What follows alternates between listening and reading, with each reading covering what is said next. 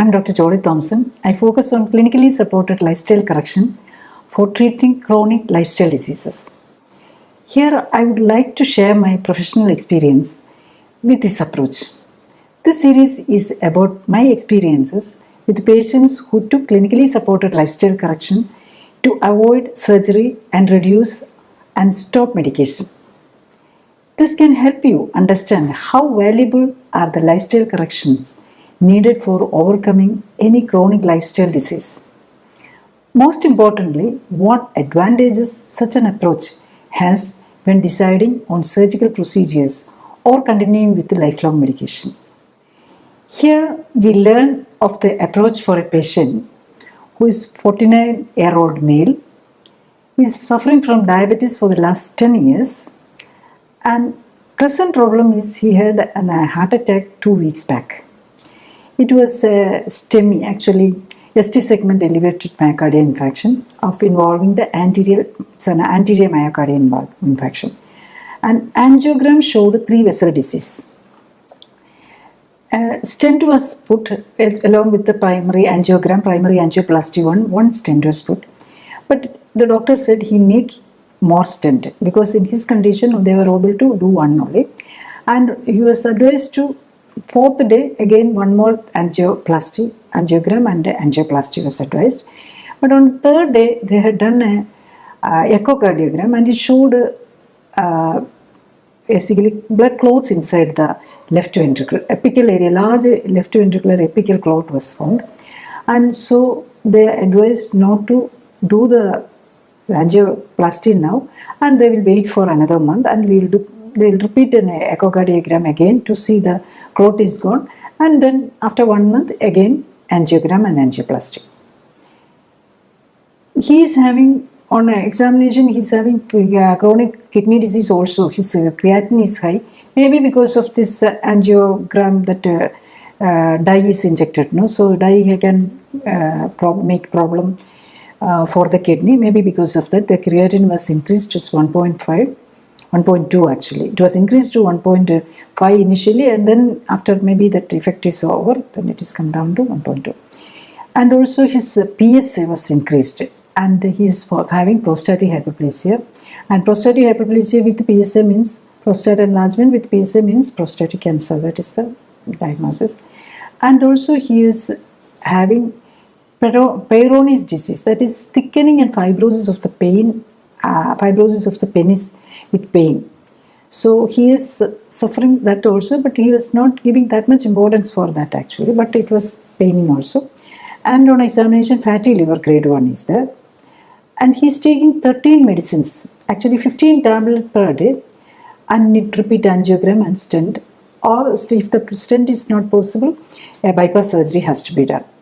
Here I will try to explain how the surgery could be avoided, how long it took for multiple medicines to be reduced and stopped, how long it took to get relief from symptoms, and progress evaluation based on corresponding improvements in the periodic tests.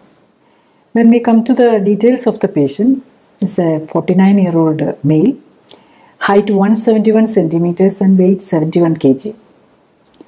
And his fat percentage is actually 25.2%, and abdominal obesity is there. Abdominal circumference is 90 centimeters.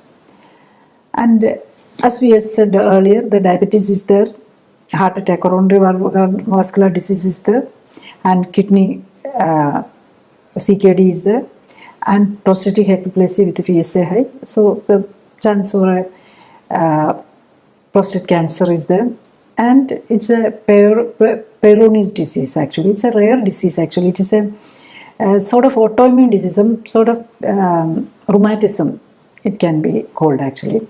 So it is affecting, only the problem is it is affecting the penis. And so it can be a progressive disease also, and fatty liver, and taking so many medicines, 13 medications is already on, and he is advised to have repeat angiogram plus angioplasty, or if that fails, go for a bypass surgery. So when we come to the category of the disease, for the clinically supported lifestyle correction, we have categorize what is the category. It doesn't matter which is the real diagnosis. The exact diagnosis is not that important, but the category is actually this patient is metabolic syndrome. That is, usually we call it the X syndrome and all. So it's metabolic syndrome, that diabetes, hypertension, heart disease is there, and also autoimmune disease, that is this Peyronie's disease and the cancer, prostate. Suspecting cancer. Not a biopsy diagnosis is there, but the PSA is high, and scanning there is hypertrophy is also there. Next, when we come to the patient's discomforts, actually symptoms wise, on the before starting, actually he's, even after this problem, he's having a chest discomfort is there, echo pain is there, and tiredness, severe tiredness, and he's feeling sleepy, and the penile problems, pain, swelling and pain on the penis also is there. Then about the medication, actually he is taking aspirin and clopidogrel tablet, that is blood thinner, along with that Alexiban, that is another blood thinner. So he's taking Apaxiban twice a day, the other one once a day. So 4 tablets actually for the blood thinner itself, because there is a clot is in the heart. So maybe because of that, usually 2 medicines only usually given, but for him it is 3 medicines and 4 tablets is for that alone, maybe because of the clot. Actually this is actually not a it will not lyse the clot. For the lysing of the clot there is another medication, maybe it was been given in the ICU itself, and this is to prevent further clot formation actually. And next is and along with that he is taking pantoprazole, that is for the acidity. Usually this, as all these medicine, aspirin, clopidogrel, all will be very acid and ulcer creating, so pantoprazole is given. Then is ivabrandine, that is taking 1 morning and evening, okay, 2.5 milligram morning and evening. And flavadone, that is another medication for the heart, that is 1 morning and evening. Stovos, that is atorvastatin, 40 milligram once daily. Promolet, that is metoprolol, it's a BP and it's a beta blocker for the heart and the BP, that is once daily. Another spironolactone, that is another medicine for the, mainly for the BP actually, that is aldactone, that 1 daily. And telmisartan, that 1 daily. So so many medicines for the BP and the heart. And metformin, vidagliptin and dapagliflozin for the, and Oxtra, that is for the diabetes actually. So he's taking so many medicines, and his blood parameters actually, with all these medicines, HbA1c is 8.8, and RBS actually, his wife was telling it was very high actually. BP, HbA1c is very high initially, but because now he started controlling the and the high dose of medication, it is came down to 8.8, and currently he is 8.8, and insulin level is high, 53 actually. And lipase, that is another indicator of the pancreatic health actually. Pancreatitis, chronic pancreatitis, lipase is high, and the triglyceride and cholesterol and all are controlled, but the HDL is low. And the other parameters, the inflammatory parameters, ESR, HSCRP, CRP, troponin also is normal, because its acute cardiac phase is over. That means the troponin is came down to normal.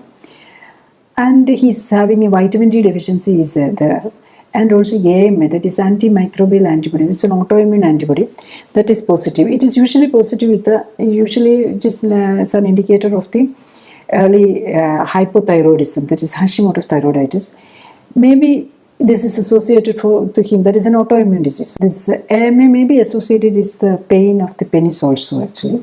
And PSA 6.11, that is the thing. And again, when we look into the echocardiogram of this, is hypokinosis of the, and there is clear indication of the cardiac heart attack is there.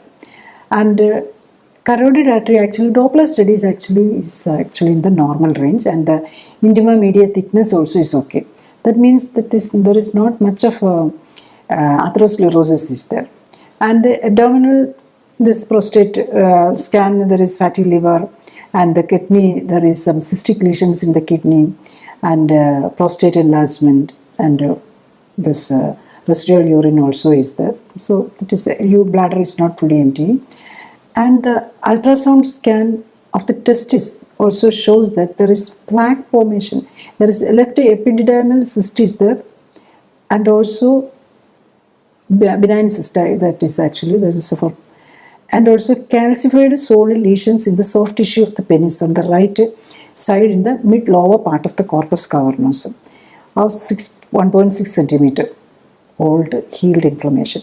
That is, usually it is called plaque. Actually, it is not like the artery plaques. It is actually calcification or the fibrosis of that part actually. It is sort of inflammation of the penis also. So that is the situation in the initial workup actually.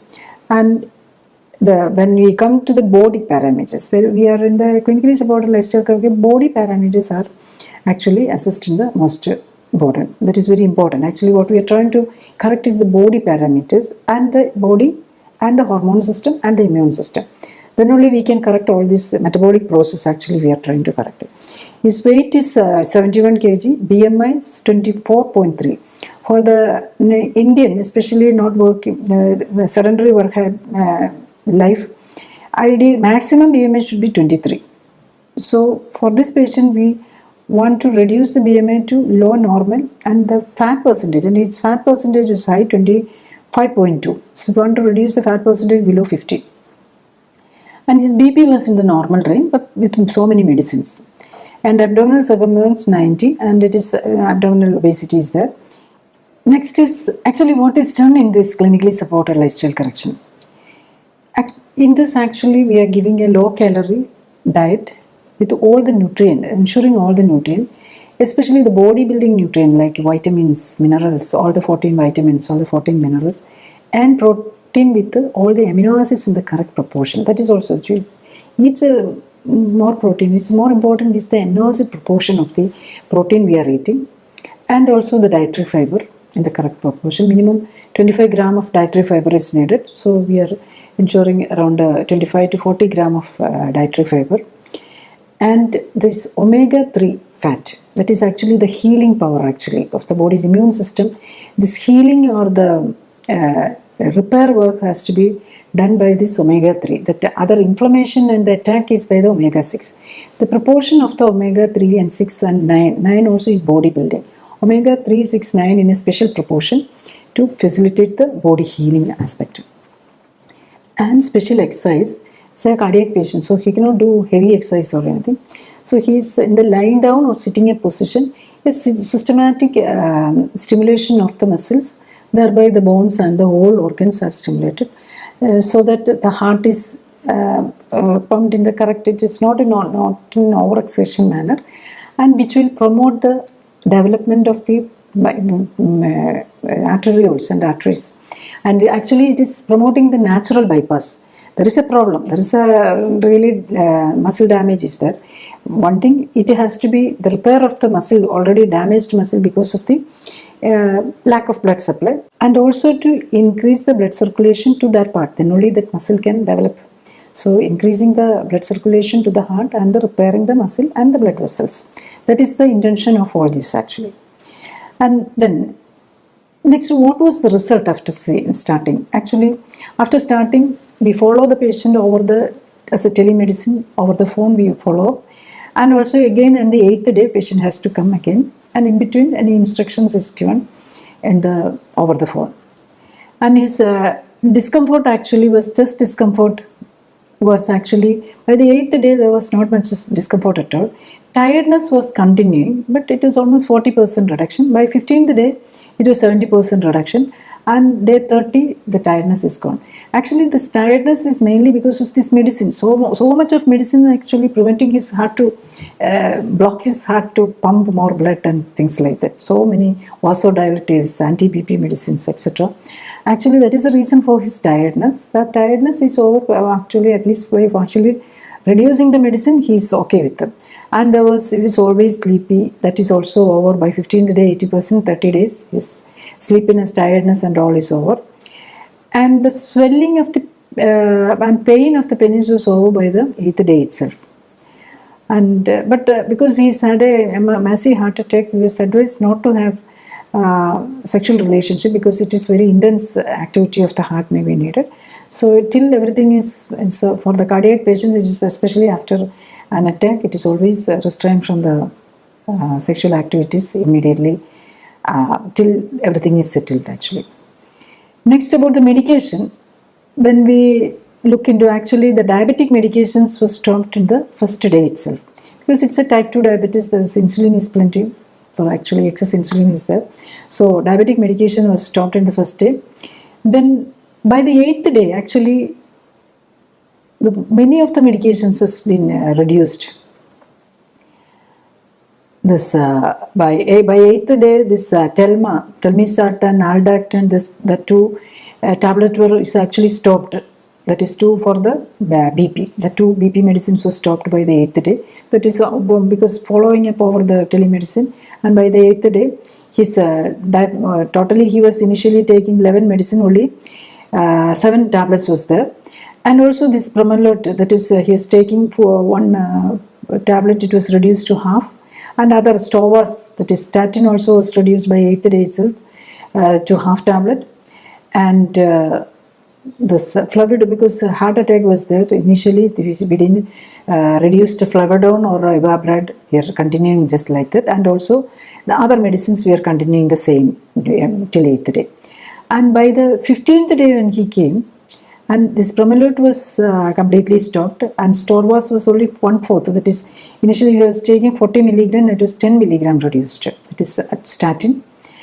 And this Flavidone also reduced to half tablet, because he doesn't have any pain, or so we are seeing that any problem.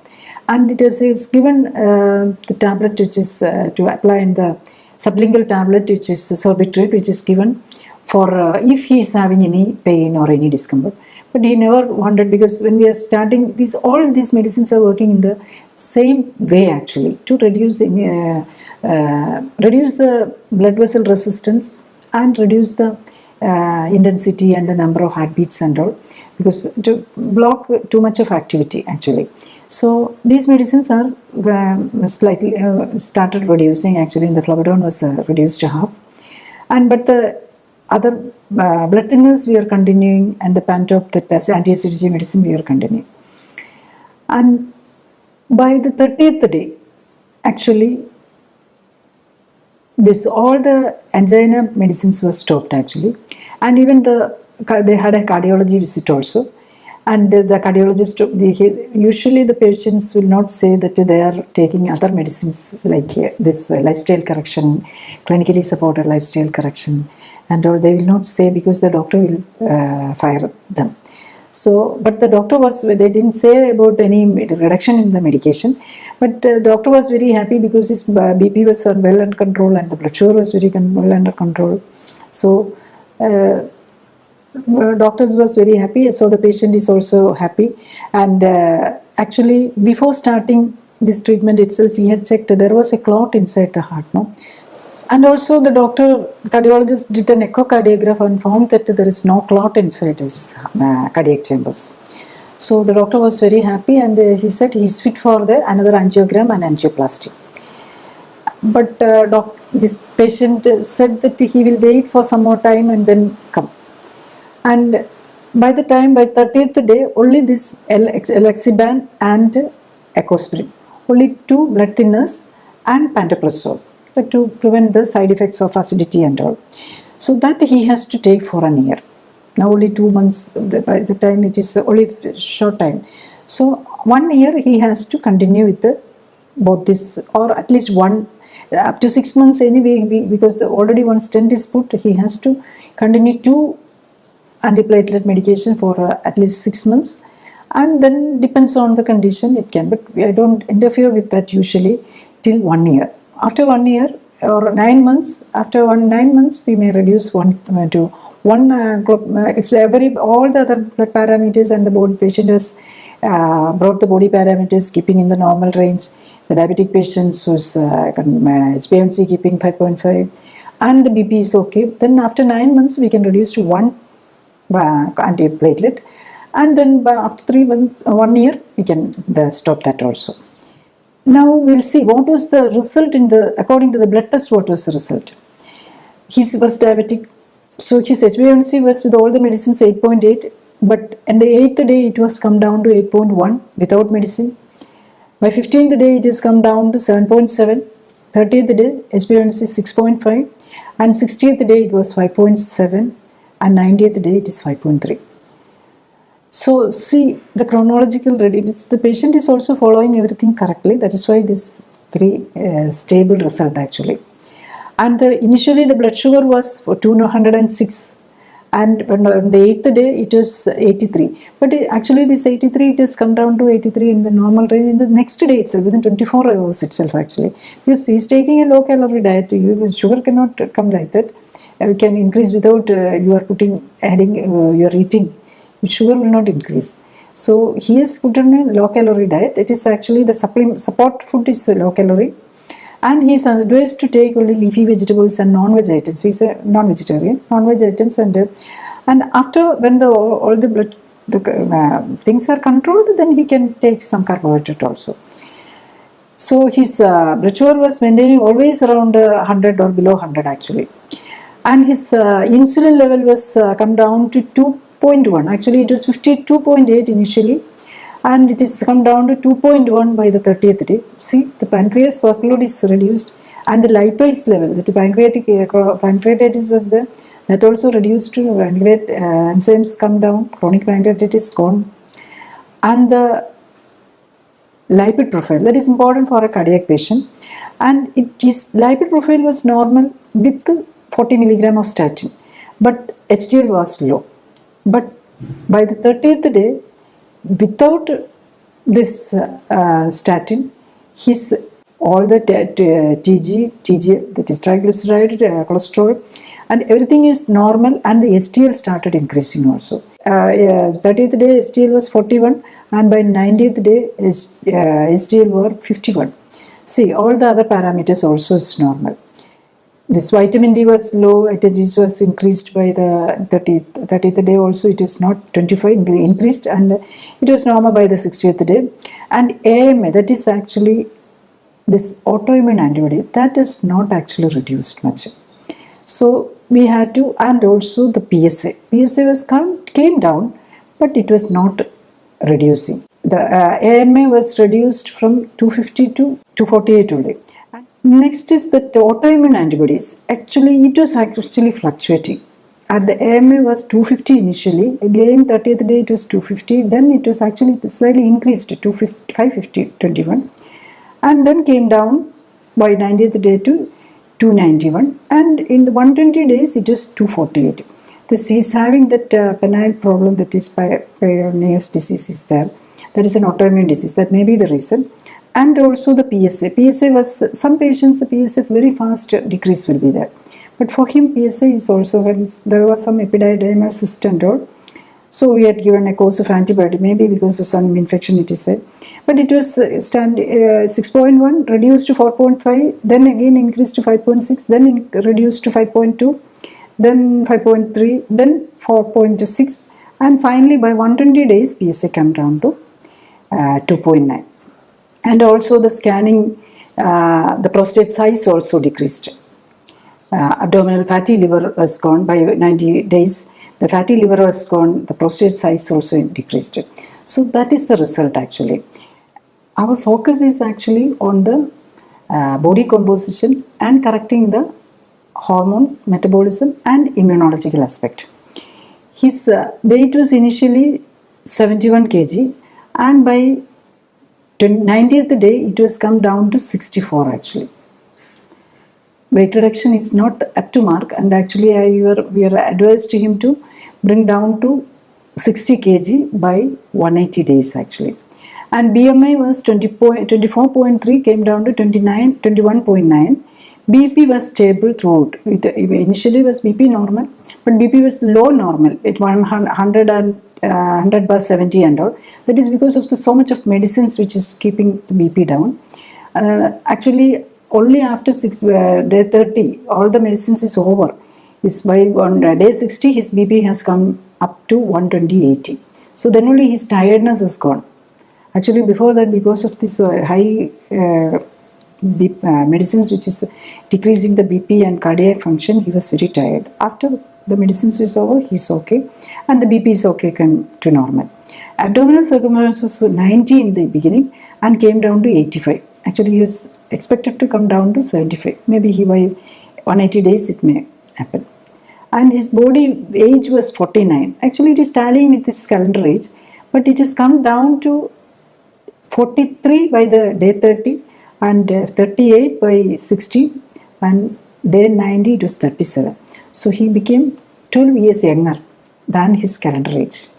So that is also, so that change in his body age, I will reflect in all aspects of even his thinking, physical activity and everything, it will be reflected.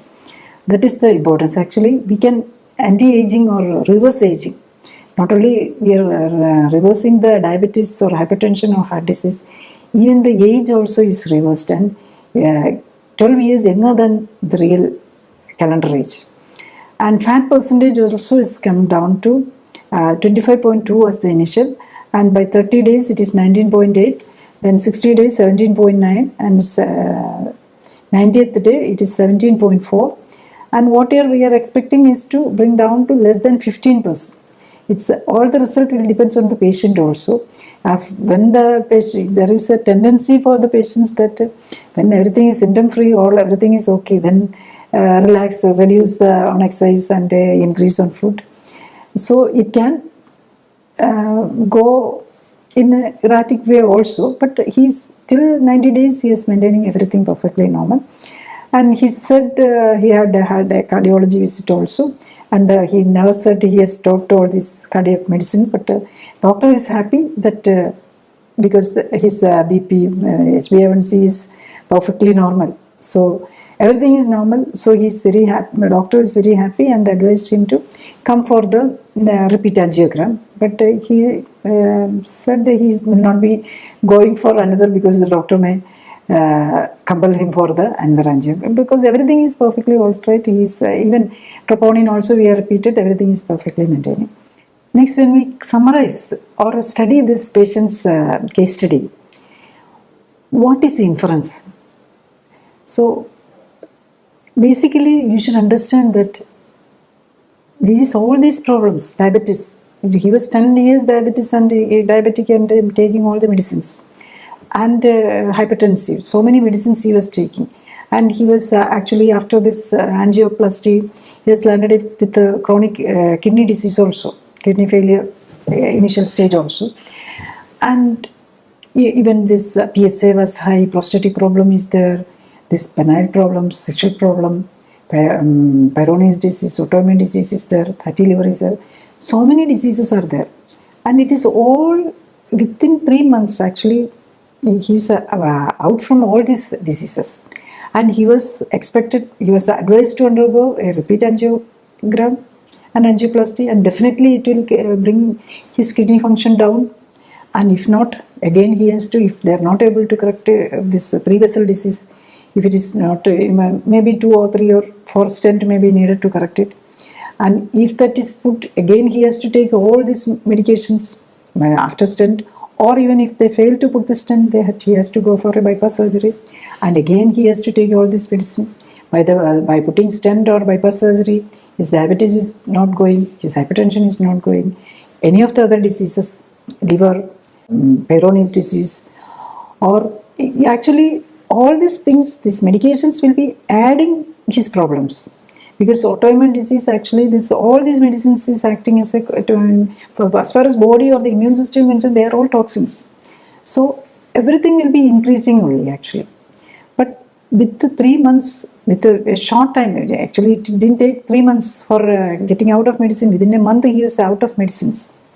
So such a simple thing actually. It's actually our body is made of food.